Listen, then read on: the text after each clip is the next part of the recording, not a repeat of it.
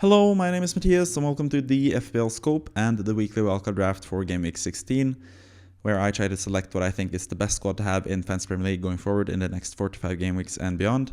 And it's only been a couple days since the last weekly wildcard draft because the game weeks are coming thick and fast now during the festive period in December. But there's been a pretty major change in most of our FPL squads this past game week, and that was Bryan Mbeumo getting injured. So this squad is going to be pretty different because the squad funds is going to be shifted a bit towards the other areas compared to the midfield, because I'm going to have a pretty cheap replacement for Mbeumo and spread that money around to the other parts of the team. So it's going to be quite a different squad compared to what we had just a couple of days ago for the Game Week 15 weekly wildcard draft squad. But I think it's still a really, really good squad, even without Mbeumo, who was a really fantastic FPL asset before his injury. We've now got confirmation that he's going to be out for a couple of weeks, so that leaves him out for at least a few game weeks before Game Week 20, where you might get a double game week, but at the same time, we don't really know if the Game Week 20 is going to be a double game week after all, because it's kind of getting close to the Game Week 20 deadline, and we still haven't gotten confirmation that we're going to get a double Game Week 20, so even that thing might not go in favor of Mbeumo. So definitely time to sell Mbeumo if you have him. But let's just go into the squad, where, as usual, I will select a squad of 15 players, with the first player that I present to you guys will be the player that I deem the most important player to have in Fantasy Premier League, and then the 15th player will be the least important player to have in the squad that I have selected for you here today, at least. So yeah, let's just go into it with the number 1 pick.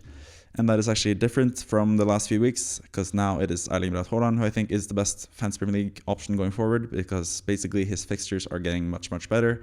They played against Aston Villa away without Rodri and just really, really struggled this past game week. They had one huge double chance for Haaland, or Haaland actually had 2 good chances in one, basically, where 2 good Emi Martinez saves basically made sure that Haaland didn't score. But after that point, City didn't create a single expected goal point at all. Like, they created 0.0 expected goals from the 11th minute onwards in that game. So yeah, tough going for City, but now they're going to have much easier fixtures, starting with Luton away and then Crystal Palace at home before the blanking Game Week 18. I don't think the blanking Game Week 18 is going to be that big of a problem, because I think Haaland is basically the only player from those teams that you really want at this point, especially with Mbeumo now out injured. There are a couple of decent City picks, maybe someone like Phil Foden, for example, who could potentially have been in this team, who could be good picks. But yeah, they do blanking Game Week 18, so that's a drawback. But if you only have one player blanking Game Week 18 in Haaland, who is essential in FPL, I think that's going to be fine. You're going to have alternatives to either bench Haaland, or if you're like me, if you have a wildcard in Game Week 19, you can sell him in Game Week 19 or Game Week 18 for Watkins, and then buy him back on the wildcard in Game Week 19. So yeah, either way, I think Haaland is just a fantastic option. He has really good fixtures both before and after the blank, potentially also with that double game week in Game Week 20 as well. So you definitely want to have Haaland at this point. If you went without Haaland back a couple game weeks ago, like Game Week 8 or Game Week 10, thereabouts, I think you definitely need to look at ways to get him back, because he's going to be a really good option going forward. So yeah, really like Haaland. I have him number 1, and that's mostly due to the number 2 player, which is Mohamed Salah now. He was number 1 the last game week. He has sort of struggled the past few game weeks. This time around, or this past game week, he actually blanked for the first time in a long while. He was subbed off after 67 minutes against Sheffield United, which was really disappointing to see him just blank against the worst team in the league, basically. But yeah, he hasn't really impressed too much the last few game weeks, but at the same time, we know Salah is Mr. Consistent when it comes to FPL. They still have some pretty decent fixtures, but we also have the thing looming with Salah, which is also a reason why I preferred Haaland if I had to pick one of them for the future. And that's the fact that Salah in Game Week 21 is leaving for the African Cup of Nations to play with Egypt. They're most likely going to make it out of their group, potentially also make it out of the first knockout stage, and that will take him out from, I think he'll be out until Game Week 24, Game Week 25 or something like that. So I'd probably sell Salah at that point in Game Week 21, even if it comes with the cost, because he has gone up quite a lot in price. I think he's 13.1 now after starting the season at 12.5.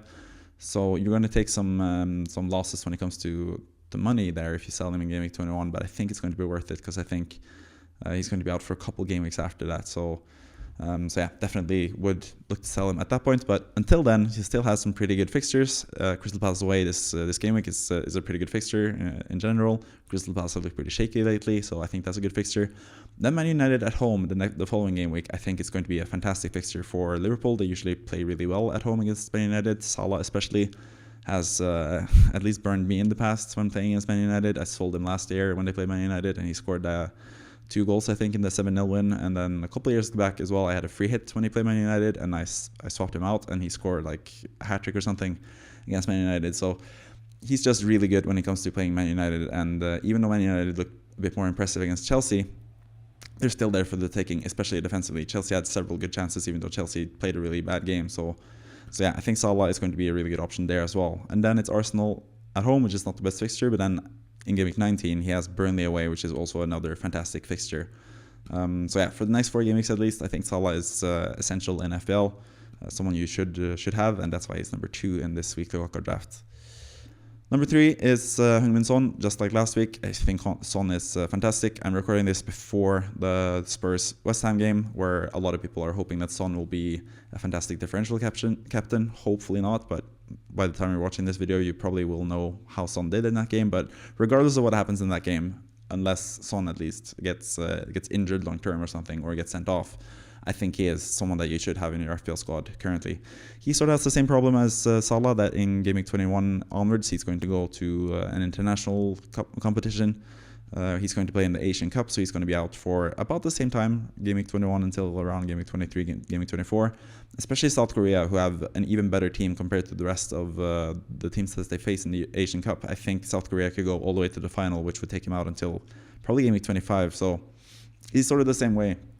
When we come to like Game Week 21, you probably should sell Son, but until then, he has some really good fixtures, as you can see. The next fixture against Newcastle at home is not the best, but after that, Nottingham Forest away. Nottingham Forest have been terrible lately. That's a really good fixture. Everton at home. Everton are sort of neither here or there. They can be really good at times, and they can also be really bad at times. So that's also a good fixture at home. And then Brighton away is also a really good fixture for an attacking player like Son. So yeah, Son has really good fixtures until he plays in the Asian Cup, and I think you should have him currently in FPL if you don't have him already. So yeah, he's just a fantastic pick as the striker for Spurs. He's just had great underlying numbers this whole season, and we already know that he's a really good finisher of the ball as well. So yeah, Son is also a fantastic option going forward. And yeah, we're going to stick with the natural or the template midfielders, as it were, and Bukayo Saka, who just keeps churning out points here and there. He doesn't really get these massive hauls that he's had in the past, but he's just consistently getting goals or assists or anything like that for Arsenal. And he's going to be pretty nailed. He's going to be on set pieces. He's going to be on penalties. So yeah, in general, I just think he's a really good pick. And he's obviously not going to go to either African Cup of Nations or Asian Cup as well. So you have him for the future. He's going to be a fantastic pick as well. Especially Arsenal from Game Week 19 onwards. They're going to have really, really, really good fixtures. So you might want to double up on their attack or potentially their defense at that point. So yeah, I think Saka for the foreseeable future is going to be a fantastic pick. And especially those of us who have had him for a while and have a lot of money invested in him, definitely just keep him. I did flirt with the option of selling him a couple game weeks back, but I've just realized that you just got to accept Saka for what he is. He's just a really consistent guy. He's going to score a lot of goals. Or score a lot of points at least throughout several game weeks, and that's basically what you want from a player. Just someone that just keeps getting points, whether he has a good game or a bad game. He keeps getting points, and that's what Saka is basically. So yeah, I think it's kind of like Kane last season, where he just consistently gets like 5, 6, 7, 8 points every single game week, and that's more than good enough over the course of the season. That's going to be really, really good value. So yeah, Saka is still amazing value, I think, and it's the number 4 pick in this weekly wildcard draft. Number 5, we have another midfielder. There's a lot of like template midfielders that I think are basically deserved template players, because I think they are really just standout options. And Cole Palmer is one of them. He scored in open play for Chelsea against Man United, even though Chelsea had a poor game. He had a really good goal. He's still on penalties, and Chelsea just seemed to get a lot of penalties. They had a couple penalty shouts against Man United as well. So I think Palmer is just a really good option to have from Chelsea. It's also obviously really, really cheap. I think it's just 5.3 million at this point. And as you can see from the fixtures, just really good fixtures in general. And that extends beyond Game Week 19 as well for Chelsea. They have until like Game Week 27, 28 or something, they have some really, really good fixtures, Chelsea. So Palmer, I think it should be just like a mainstay in your team. Palmer and Saka are 2 players that you can have for a long time. You don't have to worry about them long term unless they get injured, and that's most likely not going to happen either. So yeah, next to someone like Salah and Son, who are players that you have to sell at some point potentially, it's nice to have reliable players like Saka and Palmer who you can just keep for for the foreseeable future, like I said, and they'll just still produce and have really good matches for a long time. So yeah, Palmer, penalty taker, just a really good player in general. He's just been really impressive this season. He's clearly part of Chelsea's first team squad, or like first starting 11 at this point. Vital part to Chelsea. He's been probably their best player so far this season, even though that's not saying too much, because Chelsea have had a pretty up and down and poor season in general. But Palmer has just been a really good player, both in FPL and in real life. So he's going to continue to do that and be an amazing pick going forward, both in FPL and in real life, like I said. Number 6, we have actually, for the first time so far this season, and this is something that I regretfully say, Trippier has made the weekly wildcard squad. I keep just saying or thinking, or I've, at least until now, I've kept saying or thinking that he's just too expensive. There are cheaper Newcastle defenders you can have to cover him. And he's not like the essential pick to have in defense, but seeing how many defenders are just struggling to get points at this point, and also just seeing how consistent Trippier is and how dangerous he's been the last few games, not even counting this game against Everton that I haven't seen because I'm recording it before this Everton game. Trippier has just looked amazing in general. He's so consistent. He's on set pieces, plays for a really good defense in Newcastle, and as you can see, their fixtures are really good coming up. Spurs is not the best fixture in this next game week, but after that, Fulham at home, Luton away, and Nottingham Forest at home. Just fantastic fixtures for Trippier, and I think with the sale of Mbeumo to a cheaper midfielder, it allows us to have more money, and Trippier is just someone that you want to have in your squad. He doesn't have the best fixtures when most people are looking to sell Salah and Son in Game Week 21 until Game Week 24. He has like 3 really difficult fixtures in a row, but until then, he has some really strong fixtures. And at that point as well, when you have to sell Salah or Son, I don't think money will be that big of an issue either. So you could just hold Trippier for those game weeks as well, I think. But especially for the immediate fixtures, he's just a really good option. There is one worry though, and that's the fact that he has 4 yellow cards so far. If he gets another yellow card, he's going to be suspended, but maybe that will sort itself out this upcoming match now against Everton. You guys will know probably after that match has been played, but personally, as someone who doesn't own Trippier, I have my fingers crossed that he's going to get a yellow card and be suspended for the Spurs game, and then I can bring him in for the Fulham game myself, because I just really like Trippier as an option, and I just regret not having him earlier in the season. It has cost me quite a bit of rank. I'm still top 400k in the world at least, and with the wildcard in hand myself, so I'm happy about that. But it could have been so much better if I just had Trippier earlier in the season. So yeah, he makes the squad as well, especially with the good fixtures that they have coming up. Newcastle and Botman potentially coming back as well, who's going to strengthen their defense, even though they lost their goalkeeper. So they're still going to have really good defense and have some really good matches. And Trippier is just essential in Newcastle's team at least. So yeah, he gets picked as the first defender in this draft, and for the first time in the weekly wildcard draft. Finally, I'm on board with Trippier, like I was all last season. To be fair, I had him all of last season. He was like my one shining light of last season's FPL, because I had a really bad season. But Trippier was just amazing from game week 1 all the way until the end. Well, pretty much the latter part of last season, he wasn't that good. But yeah, he's in a really good moment in time currently in both Premier League and FPL. So yeah, currently I have no qualms about having him in the squad, even for the price of 7.1. I think it's going to be by the time you see this video probably. Next up, we have Dominic Solanke up front. I just really like the fixtures, the next 3 after, well, even the Man United fixture away. I think Man United are there for the taking when it comes to scoring goals as well. So the next 4 fixtures are looking really good for Solanke. He is pretty cheap, still 6.5 million. He is nailed, playing 90 minutes every single game for Bournemouth. And Bournemouth have actually turned a corner now. They have been really good lately and gotten some really good results. And looking at their fixtures as well, they're going to feast and have a lot of goals scored in these next upcoming game weeks. And Solanke is the center of it all. He's the talisman for Bournemouth, like I said, with penalties and just being their lone striker. He's going to get a lot of points just by default, really, because yeah, I think Bournemouth are going to get a lot of goals in these games, and Solanke is the most likely benefactor from that. So yeah, Solanke for the cheap price of 6.5, I think is the standout option next to Haaland in attack, especially with other people like Darwin struggling lately. And someone like Watkins having tougher fixtures. I think Solanke is the best pick currently next to Haaland. Number 8, we have Dubravka in goal, and he keeps his place from last time where he was number 9. He even moves up a spot because I think, yeah, he has gotten some, or at least Eddie Howe has had some pretty positive comments about Dubravka and his chances of being the starting goalkeeper for the entirety of Nick Pope's injury issues. Nick Pope is out until 4 or 5 months from now, so that's towards the end of the season. So Dubravka is going to be a really standout option for only 4.0 for a long time, and especially looking at the next few fixtures, it's just a really good fixture run for Newcastle, so you can easily have him double up with him and Trippier and have a really good squad ready to go defensively, and bank some clean sheets for sure in those few game weeks. So Dubravka for his price, just really fantastic.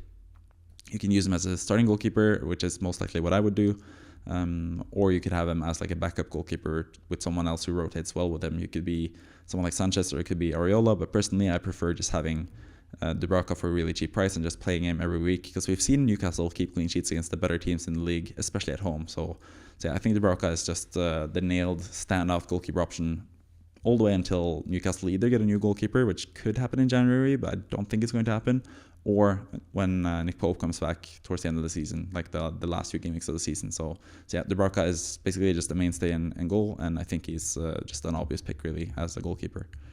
Number 9, we have Gabriel Magalhaes, who has seen quite a drop this past game week. Again, Arsenal conceded 3 times now against Luton. They did post some decent defensive numbers again, but they just keep conceding stupid goals. And Gabriel just doesn't seem to get either clean sheets or goal returns at this point. But I still have faith in him, not quite as much as I have had before. I still think he is playing for the best defense in the league. I still think he is the most attacking, or the best potential attacking player for that team. Maybe apart from Zinchenko, but as you saw with Zinchenko, he's also rotation prone as well. So I think Gabriel is also more nailed than people make him out to be. He was obviously rested against Sheffield United, but he was rested. There's a reason for that, because he's important to them and he needs to play more matches.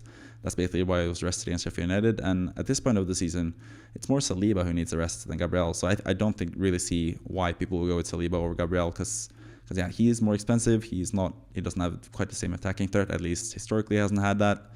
And I think Saliba is more nailed, but Gabriel is pretty high up there when it comes to being an important player for Arsenal as well. So yeah, I think Gabriel is still a great option, but they obviously don't have the best fixtures in the next 4. As you can see, Aston Villa away, really tough fixture. Brighton usually score goals. Liverpool usually score goals, and at Anfield that's really tough. And then West Ham as well have scored in 17 out of 18 games so far this season. So the next 4 games are really bad for Arsenal, but after that, they're going to have really good fixtures, and that's especially when you want Gabriel. And for that matter, Arsenal, just like Newcastle, have shown that they can keep clean sheets against the best teams in the league, in the world. In fact, they kept a clean sheet against Man City. So yeah, I think Gabriel is still a good pick, but I'm not as enthused about him as I have been for the past few game weeks. So yeah, I get it if you go with someone else, but I still think Gabriel is fantastic value and one of the best defenders to have in FPL currently, even though he hasn't basically rewarded you with points the last few game weeks. But I think it's coming. The 15-pointer is coming. Just trust me. I've said it for a couple weeks now, but soon he's going to have his 15-pointer, get the goal, get the clean sheet, and get all the points that we need from Gabriel. So yeah, just stay put for that. Number 10, we have another defender, and that is Pedro Porro. I think I was kind of dumb to drop him out of the team last time around. I doubled up on Arsenal defense with Zinchenko because I felt just really good about Arsenal in general, and especially their defense. But yeah, seeing as they have tougher fixtures and Spurs have some really good fixtures, and Pedro Porro is just really attacking. He's on all set pieces until Madison is back in January, which is like gaming 21, gaming 22, 23-ish. Up until that point, Pedro Porro is going to be just a really attacking player. He showed towards the end of last season that he is really lethal when he gets the chance. He can get assists, he can get goals. Yeah, he's just an outstanding offensive player, playing for a Spurs side that are getting back Romero in defense as well. So clean sheets are more likely to come by in the next few games as well. So yeah, I think Pedro Porro in general is just a really a pick. He is one of the standout defenders in terms of attacking output and potentially getting some clean sheets as well. Clean sheets are really hard to come by in general, and yeah, so you might as well go with one of the better attacking players, and that's what you get in Pedro Porro, who's on set pieces, and it's just like a really good pick in general. Number 11, we have, as always, basically, Jared Branthwaite as our like standout 4.0, 4.1 sort of option. I just think he's playing for a team that has proven that they can keep some good clean sheets against some tough opponents and against some easy opponents as well. Branthwaite is nailed on for Everton. He got the 3 bonus points last time around when they got a clean sheet, so we know that he has decent bonus potential as well. I'm still waiting for that goal of his, or his goal threat, to really shine, because he has scored a couple of goals in the Dutch Eredivisie back in the day when he was on loan with the PSV. So I think that is coming at some point this season as well. I can see him scoring 2 or 3 goals potentially for the rest of the season, and I think it's just like a nice option to have on your bench. You could easily bench him, you can easily start him as well in most games. Probably not away against Spurs and at home to Man City, but other than that, I think he is a pretty decent option if you need someone to come in to play in defense, which is especially important now because there are a lot of rotation, a lot of injuries, a lot of that stuff. So you need someone reliable like Branthwaite, who is just a really good pick in general, especially for the price of 4.1. So yeah, Branthwaite comes into the team as well as usual. Number 12, we have a new player, and that is Alejandro Garnacho. I think he looked fantastic against Chelsea. Man United have sort of looked a lot better now with Garnacho playing on the left and Rashford either playing on the right or just being left out entirely like it was against Chelsea. And Garnacho has just been fantastic the last few weeks. He's really proven his potential. We all knew that he had this high potential. Before the start of the season, I said that he could potentially be one of the game breakers this season. Both him and Cole Palmer, to be honest, I mentioned before the start of the season that they could be potential game breakers if they get regular playing time for their teams. And Palmer has regular playing time for Chelsea and is an even better option because he's on penalties and is also just more consistent than Garnacho so far. But Garnacho in his own right is just a fantastic option. He started the season at 5.0, and after a couple bad performances at the start of the season where he got benched and stuff, he dropped down all the way to 4.7. I think it's 4.8 now, if I'm not mistaken, which is a really, really good price for a really talented offensive winger who is going to be hungry for goals, hungry to prove his worth for Man United and just make the left wing spot at Man United his, because yeah, he's just been amazing. And also looking at the fixtures for Man United, they are pretty good. The next 4 game weeks, not as good. They're sort of like in the middle. Bournemouth at home. Bournemouth are a decent team just about now, so that might not be as easy of a fixture as it looks. Liverpool away, it's always going to be tough for Man United. West Ham, they could easily score. West Ham can see goals left, right, and centre, so Garnacho could easily score in that game. And Aston Villa as well, playing at Old Trafford against Aston Villa, which is important. Aston Villa not playing at home, that's also a decent fixture. But after that, like I've said with a couple of these players, Man United have some really good fixtures, and Garnacho is also obviously one of your not one of your most important players in your squad. He's someone you can bench potentially in some game weeks. But he's also someone you can start who can just provide the goods in any game, really. So yeah, I really like Garnacho as well as someone you could easily bench and easily start regardless of the game week. And that's what I want from basically like the 11th, 12th, 13th men of the team. So yeah, that's where Garnacho comes in and it's really handy. And 13th, we have Antoine Semenyo for Bournemouth. He is there is sort of like a case to be made. It's sort of similar with Solanke and Semenyo, the same case that could be made for Trippier versus Livramento, for example. You have a much cheaper player who's not as nailed, who's not as good when it comes to returns in FPL and stuff. But they are still really good options, and especially in attack, Semenyo, I think, is just a nice backup option. He's played quite a few games the last few game weeks. He's only 4.6, really, really cheap price. He's shown a lot of promise. He's still really young, and Bournemouth are really improving. So I think Semenyo is someone that is potentially really good value for the rest of the season. So yeah, he comes in, especially with the good fixtures that they have coming up. He's just a really good backup option. Like I said with Branthwaite and Garnacho, he's someone that you can play whenever you need him to, and you can bench him as well and not feel too bad about it as well. So yeah, Semenyo, really good for the cheap price of 4.6. I really like him in general. And I really like Bournemouth now going forward. I think they are a team to target when it comes to getting players from them, not players playing against them, but targets players from Bournemouth to play well for your FPL team. So yeah, Semenyo definitely falls into that category. So I really like Semenyo as well. Number 14, we have Harry Maguire, the player of the month from last month in the Premier League.